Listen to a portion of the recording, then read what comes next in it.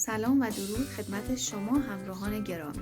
در این ویدیو قصد دارم در مورد انواع مکمل ها و ویتامین ها که چه زمانی باید مصرف بشن با هم صحبت کنیم. ویتامین ها میتونن به ما کمک کنن تا نیازهای مختلف بدنمون رو تامین کنن. چنین ویتامین ها نقش حیاتی در حفظ سلامتی بدن ما ایفا میکنن.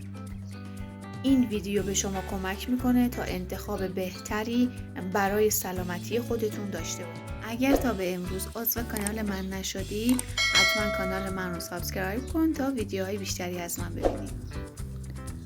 زمان مصرف ویتامین ها: ویتامین C صبحها بعد از صبحانه، زینک صبحها قبل از صبحانه.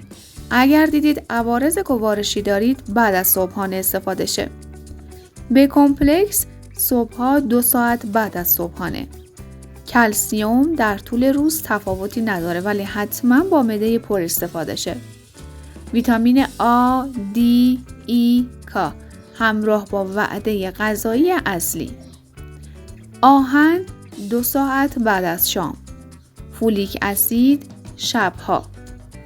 مولتی ویتامین بلافاصله بعد از نهار. منیزیم شبها.